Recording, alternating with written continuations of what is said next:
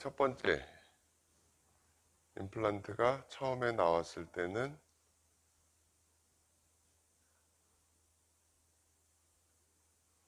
여기에 이렇게 육각이 있고 이런 모양으로 만들었다고 그랬어요.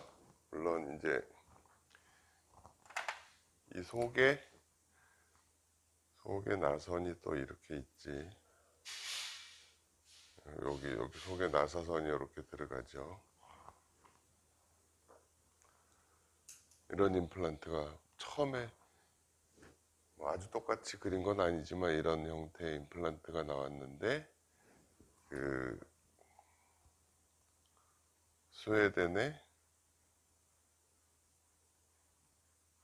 정형외과 의사라고 보통 이제 브로너막, 이게 스펠링이 여기 동그라미가 있는 무슨 스웨덴 스펠링 같은 브로너막이라는 사람이 뭐 자기가 혼자 한 게 아니라 이제 뭐 거기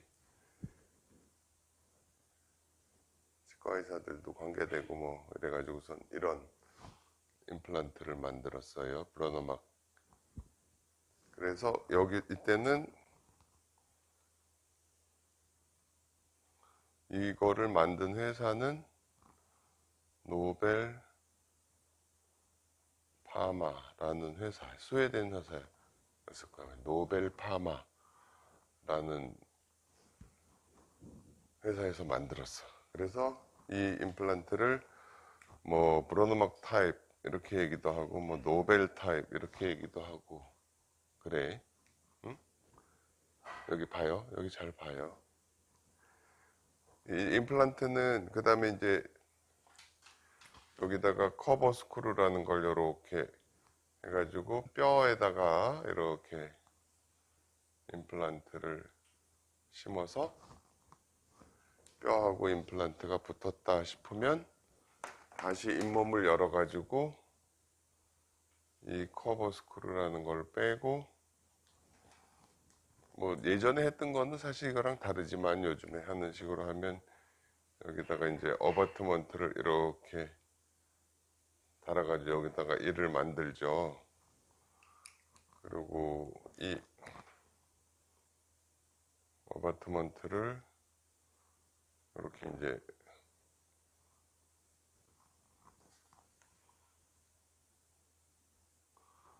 옛날 처음에 만들었던 방식까지 설명하려면 너무 복잡해지니까 요즘에 사용하는 방식이 이렇게, 그러니까 임플란트에다가 그 샘플을 보면 이렇게, 자 이렇게 생겼어요. 그래서 뼛속에 들어가. 그러면 뼛속에서 굳었으면 이거 이제 열어가지고 이렇게 요건 나사지. 여기 어바트먼트를 이렇게 해가지고 이걸 나사로 조이고 여기다가 이렇게 만들어 붙이는 거죠. 그죠? 그냥 대충 아는 거지만 간단하게 설명을 할게도, 이렇게 처음에는 그냥 브로나막 임플란트, 그냥 사실은 어떻게 보면 그냥 임플란트야, 임플란트. 뭐 다른 처음으로 어떤 좀 과학적인 근거를 가지고 만든 임플란트, 예전에 나왔던 이전에도 임플란트라는 게 있긴 있었지만 좀 근거가 많이 미약한 임플란트.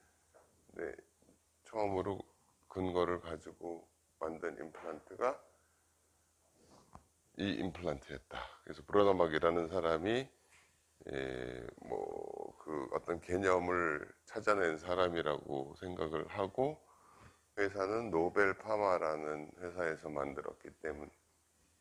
그냥 이렇게 스웨덴 사람들이 뭐 전 세계를 다 다니면서 강의를 하고 그랬어요. 그 다음에는 어떤 형태의 임플란트가 나왔냐면, 물론 이제 이거는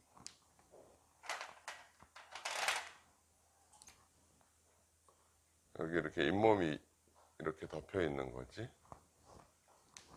그 다음에는 조금 달라, 모양이 이렇게 이렇게 하다 나선이 굵고 하다 이렇게 하고 이 속에 나선이 들어가는 길이 있고 어바트먼트는 여기서 조금 좁게 올라오다가 이렇게 물론 이 어바트먼트도 여기 이렇게 이 나사가 여기에 꽂히게 여기 나선이 들어가는 길 이렇게 했어요. 이렇게 선전을 하는 임플란트가 나왔어. 그 다음 그러니까 내가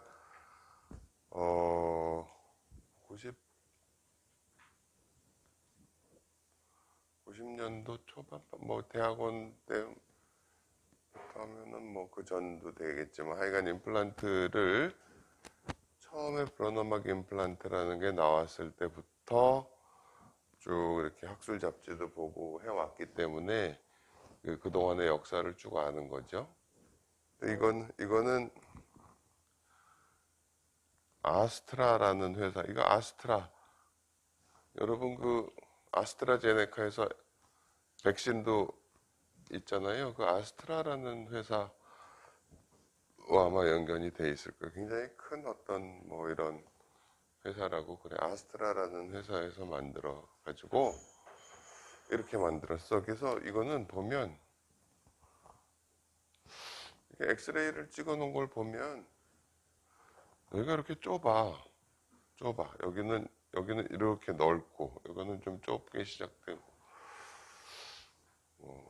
뼈에다가 이렇게 심는 셈이죠. 이렇게. 근데 이제 처음에 이런 임플란트가 나왔다고 뭐 학술 잡지에 이제 선전이 나왔을 때, 야 이거 뭐 이렇게 좁게 해서 이렇게 만드는 거 참 별로 마땅치가 않아.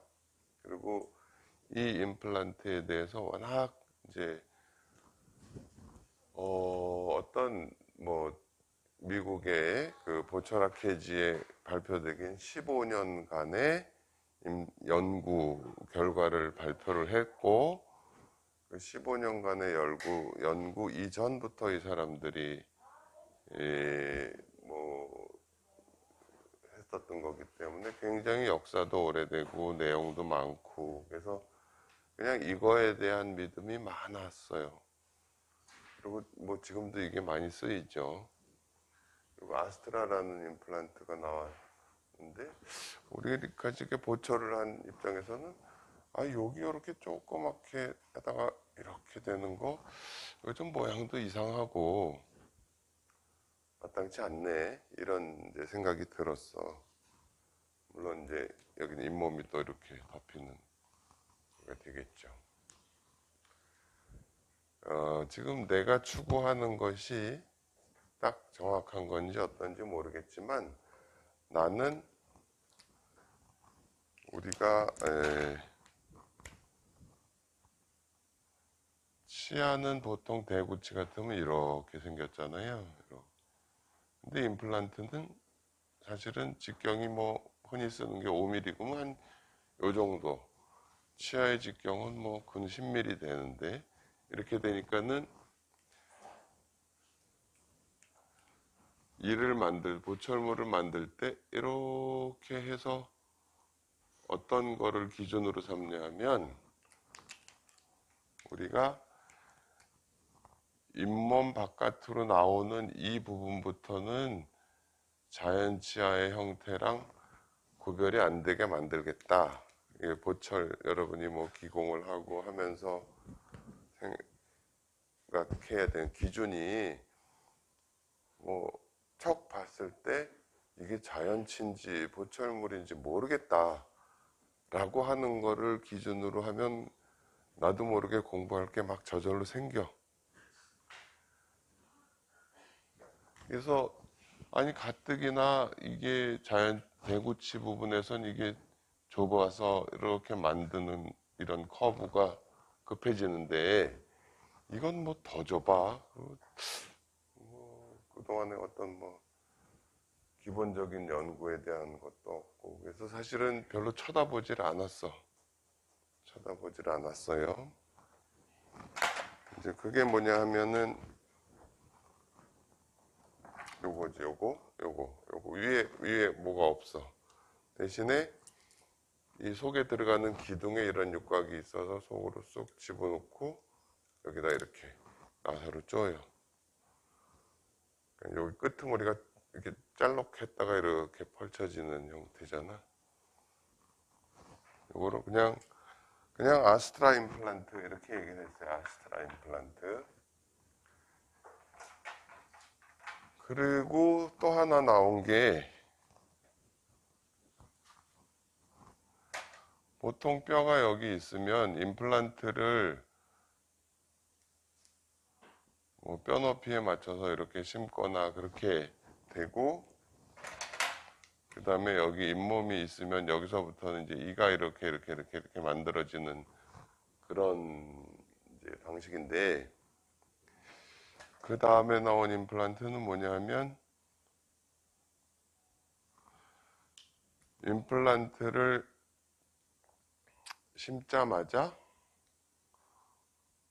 잇몸하고 같은 높이로 이렇게 임플란트를 심어 놓는 게 나온 거야. 물론 여기는 매끈해요. 반짝반짝하고 여기 잇몸에 있는 부분은 여기는 좀 거칠지 나선이 있을 수도 있고 뭐 형태가 여러 가지로 바뀌었어. 이것도 이렇게 심어서 그냥 여기까지 나와 있어. 그래가지고 나중에 여기다가 기둥을 이렇게 나사로 조일 수도 있고 이 기둥 자체를 돌려서 놓기도 하고 보철물 마진을 여기다 놓는 거예요. 여기다 이렇게 이거는 회사가 아니라 ITI라는 그룹에서 만든 거야. ITI 스위스 사람들 뭐 해가지고 인터내셔널 팀 오브 임플란톨로지스트인가 해가지고 이제 그 몇 나라의 임플란트를 연구하는 ITI라는 나중에 스트라우만이라는 회사에서 이거 다 회사 이름이야. 회사 이름 이렇게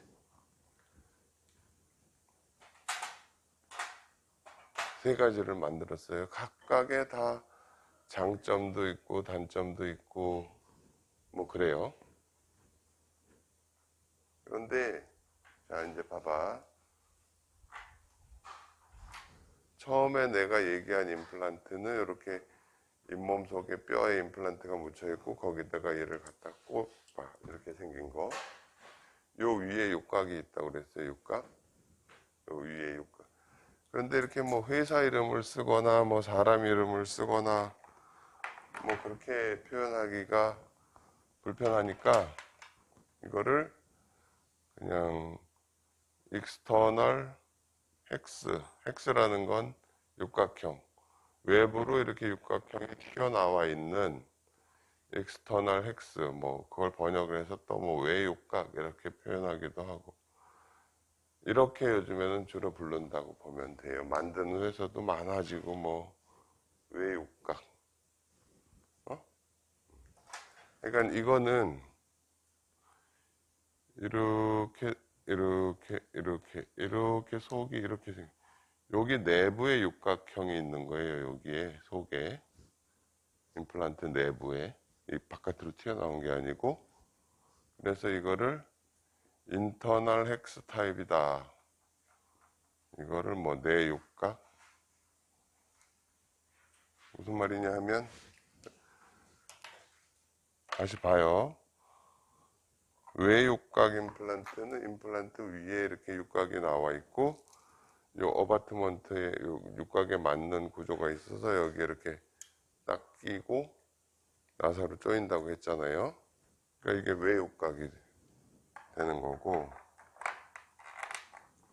내육각 아스트라 타입이라는 거는 임플란트 위로 튀어나온 게 없어. 이 속에 육각형이 파여 있고 어바트먼트에 이렇게 육각형이 돼 있어서 이게 속에 육각하고 딱 맞게 이렇게 돼 있는 거예요.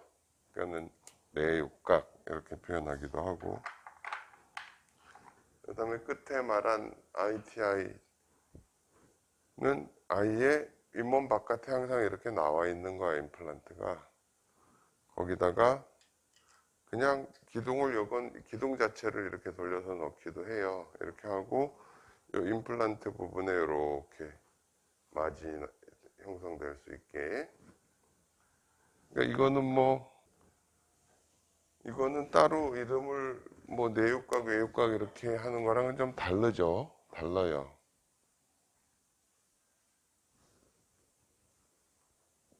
그래서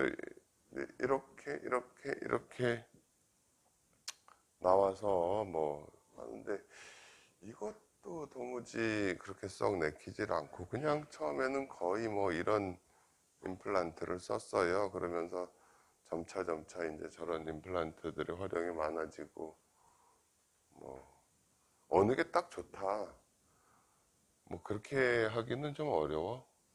장단점이 다 있고, 그 다음에 대체로 어느 회사든지 임플란트를 만드는 회사들은 이 세 가지 타입을 거의 다 만들어. 우리나라의 덴티움이라는 회사는 요것만 주로 만들어. 요것만 주로 만들어. 덴티움 이게 좋다고. 주로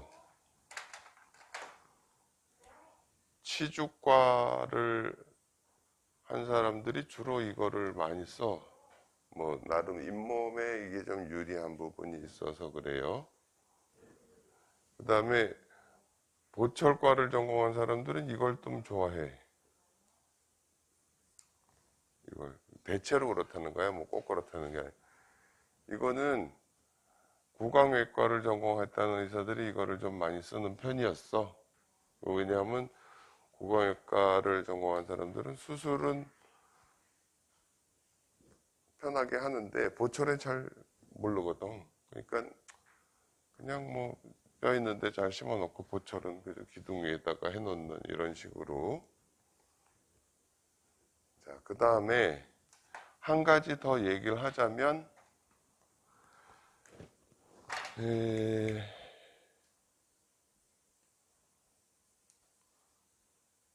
이렇게 싱글 바디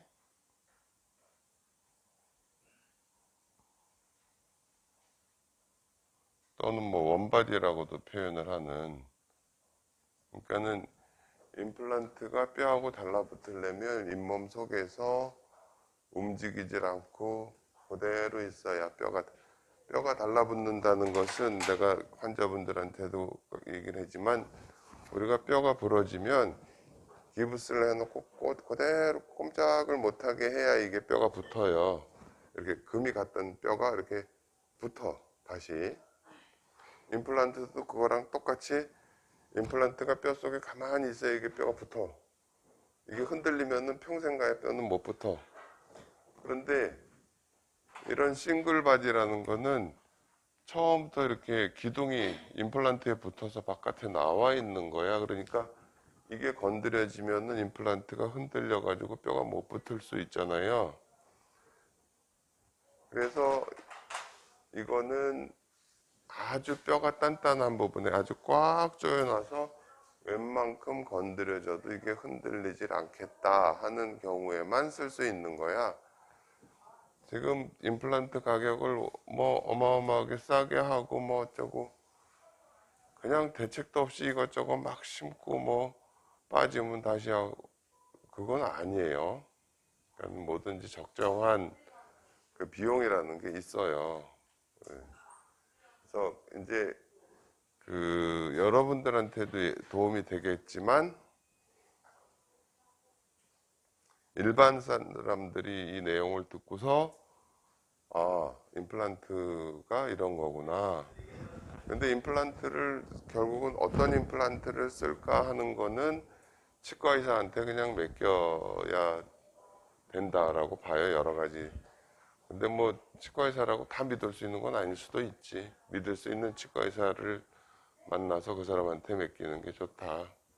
일반 사람들이 암만 뭐 유튜브를 보고 뭐 인터넷을 찾아보고 공부를 해도 단편적으로 알기 때문에 잘못된 판단을 할 수가 있어요. 그러니까 이 각각의 임플란트의 어떤 특성과 장단점에 대해서 얘기를 하기 위해서 우선은 이제 종류를 먼저 얘기를 한 거야. 어? 자, 그냥 옛날 이름은 뭐 알아두면 더 멋있을 수도 있지만 몰라도 되고, 이걸 external hex, 그냥 external 표현하기. 이건 internal, 이건 ITI, 뭐 스트라우만, 뭐 회사 이름 굳이 쓸 필요 없죠. 그렇게. 예.